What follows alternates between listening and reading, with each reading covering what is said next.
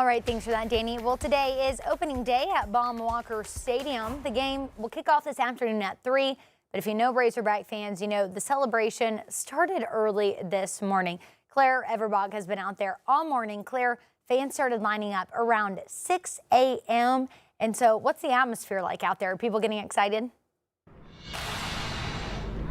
Well, Tiffany, everyone is getting really excited out here. Fans were here before the sun was, and there were not as many people here this morning as we're seeing now, but it is really crowded. We're seeing a long line up into the hog pen. Everyone's trying to fight for the best seat once the gates open.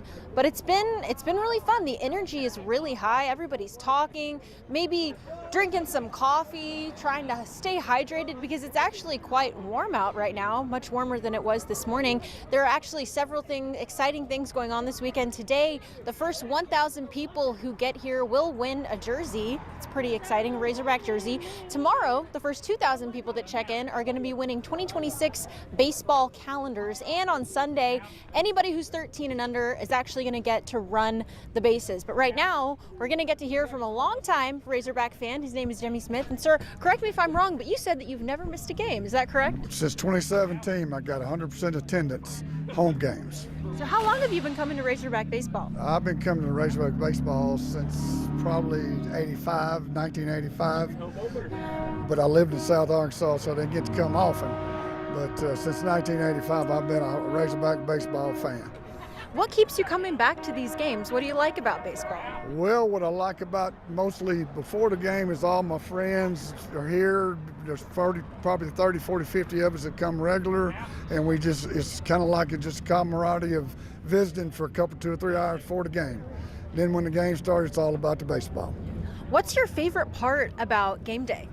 Favorite part about game day is the fans, being around the fans. That's my favorite part. And what do you think makes Razorback baseball unique? They win. They're a top 10 team year in and year out since 1980. Since Norman O'Brien was a coach, we've been a top 10 program, in my opinion. So other people may have other opinions, but it's my opinion. Well, absolutely. And what time did you get here this morning? Was it bright and early? I didn't get here till about 7:30. Some of my friends got here at 5:30. That's still pretty early. I say you're still pretty committed, I think. Yeah, 7:30. It was a little chilly out here at 7:30 this morning, but we still enjoyed being together. Team effort. Well, it is a little bit warmer now. I actually think we might be able to take these jackets off for a nice afternoon of baseball. And don't forget that softball is also happening. We're going to hear from Sports Director Alex Stewart about that shortly. Live in Fayetteville, covering news where you live. Claire Everbach, 5 News.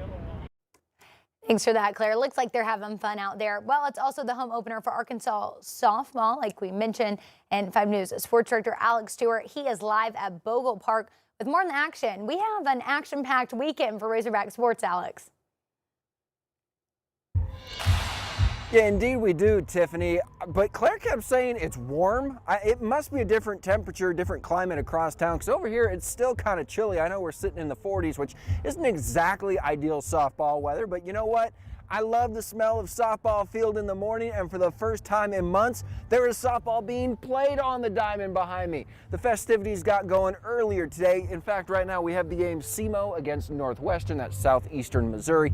Against Northwestern, the Wildcats are leading in that one 3-0. We're entering the 4th inning. So Razorback fans, if you're still looking to come on out for that 1:30 start time for the Hog game, depending on if this one goes long, it may push first pitch of that one back a little bit. Just something to keep your eye on, but don't let that dampen your spirits. We've got softball back at Bogle Park, and we have got one heck of an exciting Arkansas Razorback softball team to watch. In fact, this season, they are outscoring opponents 102-13. Yeah, I'm not going to do the math on the spot. I think it's 89 runs, but the bigger picture is they are exciting, they are explosive, and you don't want to miss them. The fans are excited, but I know the team is excited. Let's go ahead and take a listen to what they had to say ahead of their home opening game. They can't wait to put on a show.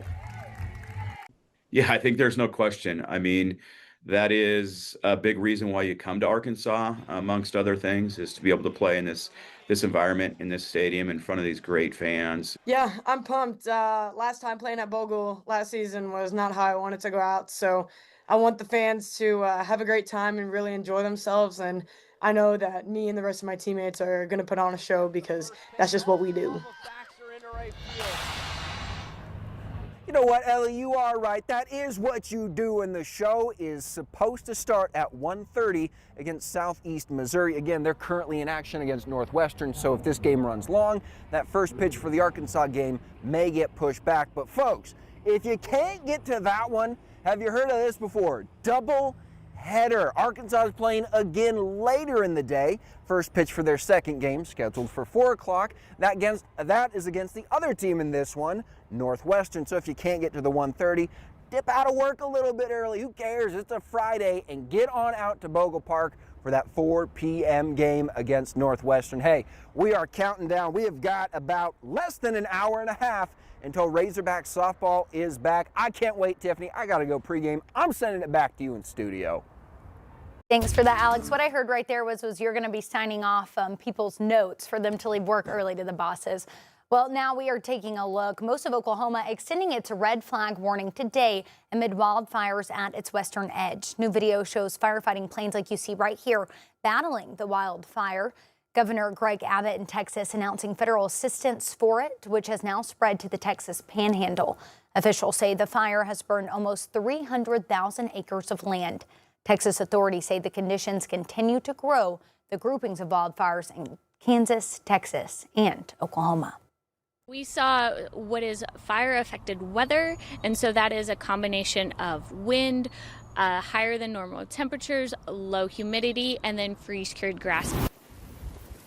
Authorities say that they are continuing to make progress in putting out the fire. Well, Governor Sarah Huckabee Sanders has authorized the deployment of Arkansas forestry crews to help fight wildfires in eastern Oklahoma.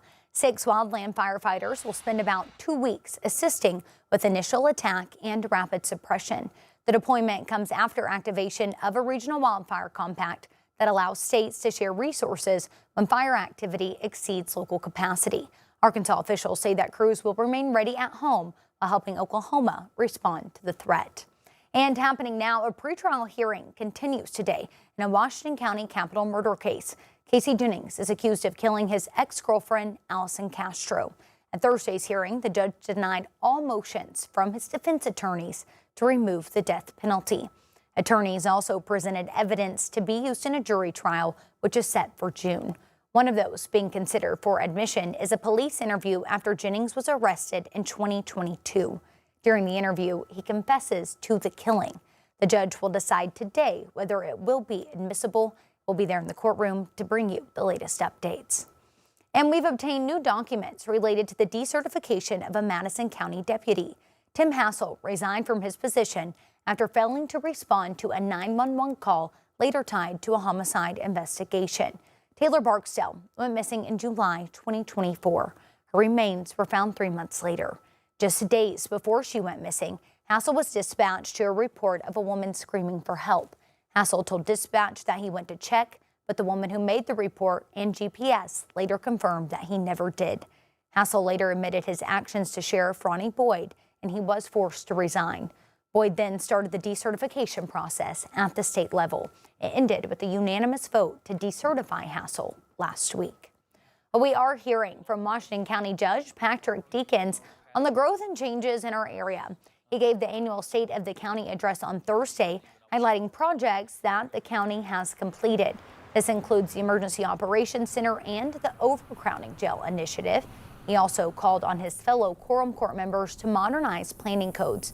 He says that the Washington County budget has increased by 2% for this year, and more needs to be done to alleviate tax burden for residents while maintaining growth. I want the taxpayer to get the best product or service that they're expecting for government at the most efficient price because it's coming right out of their pockets. So whenever I'm looking at a project or a policy that we want to implement, I want to make sure it checks 3 boxes. Does it make Washington County safer? Does it make Washington County more efficient? And does it make Washington County more prosperous? And so if those are the tenets that we're going to put in place for the taxpayers, we believe that brings them victories.